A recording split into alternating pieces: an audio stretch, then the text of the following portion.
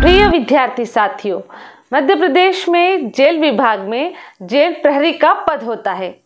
आप भी इस पद को प्राप्त कर सकते हैं, लेकिन इसके लिए आपको यह जानना जरूरी है कि जेल प्रहरी कैसे बनते हैं।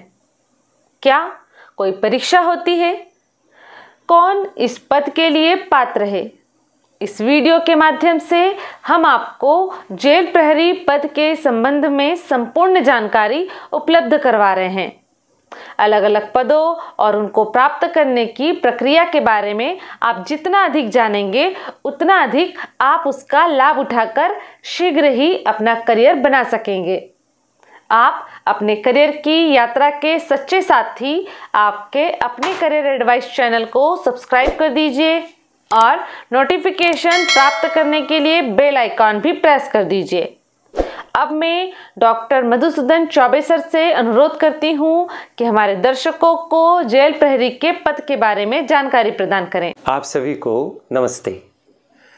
जेल प्रहरी का पद एक महत्वपूर्ण पद है और मध्य प्रदेश में जेल प्रहरी की भर्ती के लिए प्रायः विज्ञापन निकलता रहता है, वैकेंसी जारी होती रहती है।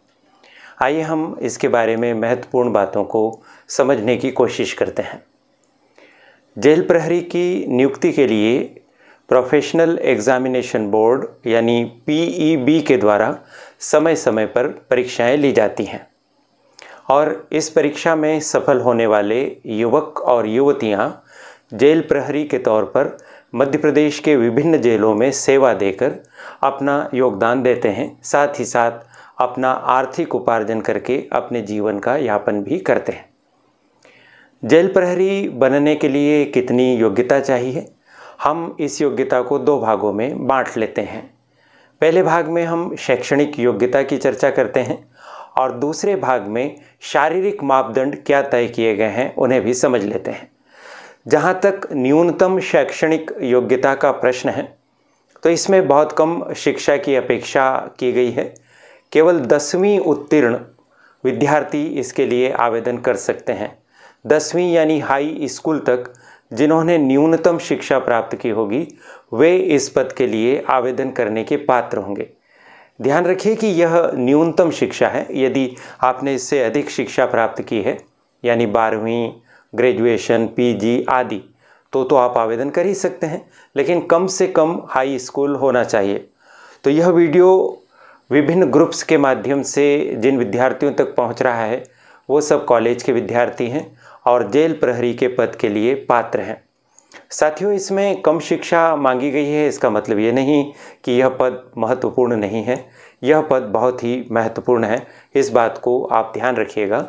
जेल की रक्षा करने की जिम्मेदारी जेल प्रहरियों पर मूलतः होती है। शैक्षणिक योग्यता के साथ साथ चूँकि इस पद में रक्षा करने का दायित्व होता है, अतः शारीरिक मापदंड भी तय किए गए हैं। शारीरिक मापदंडों को भी हम दो भागों में बांटकर देख सकते हैं। पुरुष अभ्यर्थियों के लिए अलग व्यवस्थाएं हैं और महिला अभ्यर्थियों के लिए अलग व्यवस्थाएं हैं।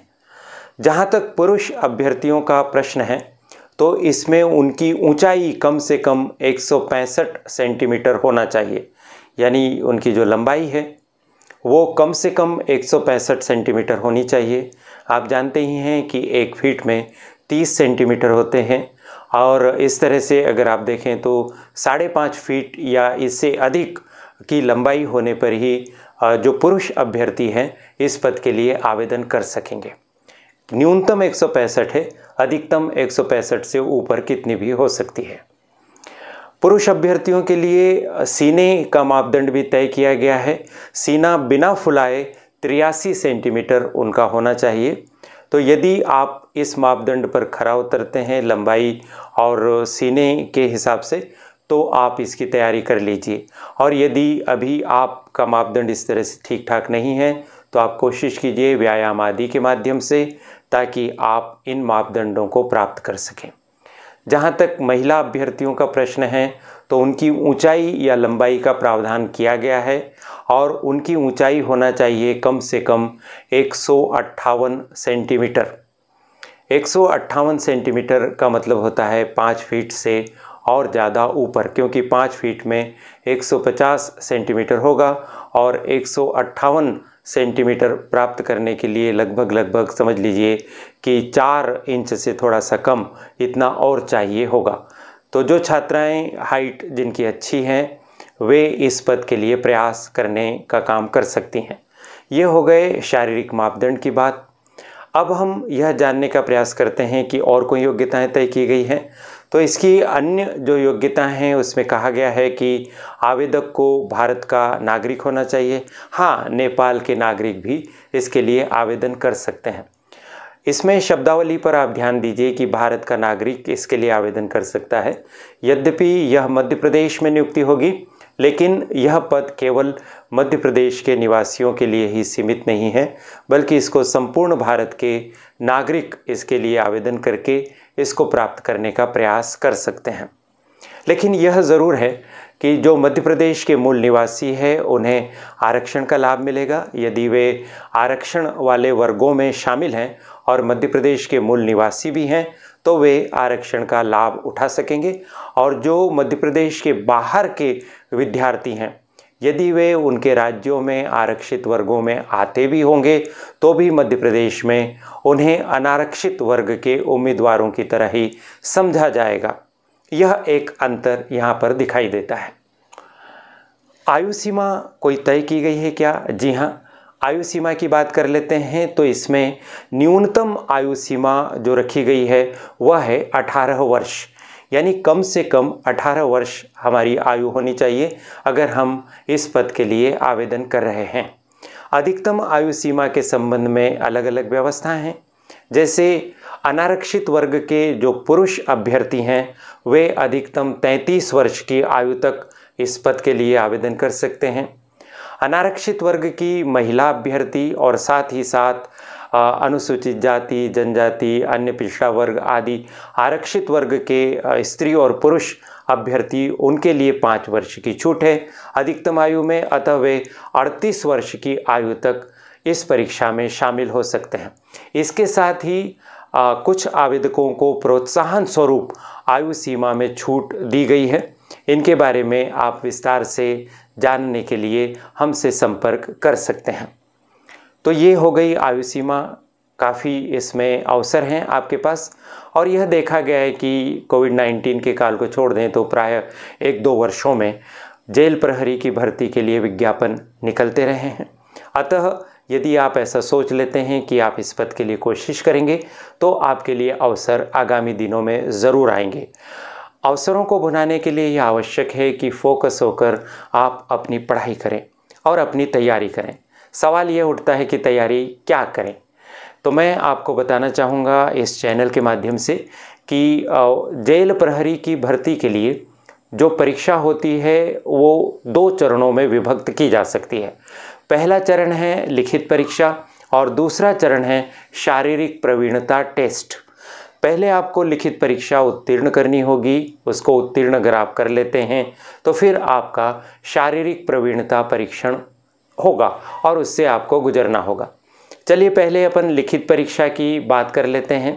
जो लिखित परीक्षा होती है वह ऑब्जेक्टिव टाइप की एक लिखित परीक्षा होती है। इसमें 100 ऑब्जेक्टिव प्रश्न पूछे जाते हैं, प्रत्येक प्रश्न के लिए 1 अंक होता है। इस तरह से लिखित परीक्षा कुल 100 अंकों की होती है और आपको 2 घंटे की समयावधि में इन 100 प्रश्नों को हल करना होता है। आप जानना चाहते होंगे कि इसका सिलेबस क्या रहता है ताकि आप पढ़ाई शुरू कर सकें। अगर हम पिछले वर्षों में हुई परीक्षा की व्यवस्था को ध्यान में रखें तो सिलेबस हम स्पष्ट करते हुए आपको बताना चाहेंगे कि इसमें सामान्य ज्ञान, सामान्य हिंदी, सामान्य अंग्रेजी, सामान्य गणित, सामान्य विज्ञान आदि से संबंधित प्रश्न होते हैं। और आपको पता ही है कि सामान्य ज्ञान में फिर इतिहास, राजनीति, भूगोल, अर्थशास्त्र, करंट इवेंट्स, खेलकूद आदि सभी आ जाते हैं। हाँ, यह ज़रूर घोषित किया गया है प्रोफेशनल एग्जामिनेशन बोर्ड के द्वारा कि इसमें जो प्रश्न पूछे जाएंगे उनका स्तर हाई स्कूल स्तर जितना ही होगा। हाई स्कूल स्तर जितना स्टैंडर्ड होने की वजह से आप ऐसा सोच सकते हैं कि पेपर सरल आएगा, लेकिन यह भी सदैव देखा गया है कि व्यापम के द्वारा जो पेपर सेट किए जाते हैं उसमें प्रश्नों का स्तर काफ़ी अच्छा रहता है और कठिन प्रश्न ही उसमें पूछे जाते हैं। अतः अपनी तैयारी को आप ग्रेजुएशन लेवल तक ले जाने की कोशिश कीजिए ताकि आप 100 में से 85, 90 या इससे भी अधिक प्रश्न हल करके अपना स्थान सुरक्षित कर सकें। ये हो गई लिखित परीक्षा। लिखित परीक्षा में उत्तीर्ण अभ्यर्थियों का शारीरिक प्रवीणता टेस्ट होगा। शारीरिक प्रवीणता टेस्ट से गुजरने के पहले क्या होता है कि आपको जो निर्धारित शारीरिक मापदंड अभी थोड़ी देर पहले बताए गए थे उसकी आपकी मापतोल होती है। यानी कि आपकी ऊंचाई पुरुष अभ्यर्थियों के संदर्भ में 165 सेंटीमीटर या महिला अभ्यर्थियों के संदर्भ में 158 सेंटीमीटर पहले इसको नापा जाएगा।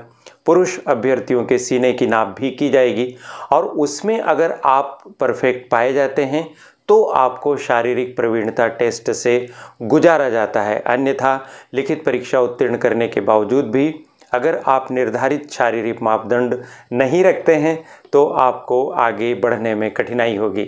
अतः आप भली भांति अपना परीक्षण कर लीजिए कि आपकी हाइट उतनी है भी नहीं जितनी की मांगी गई है।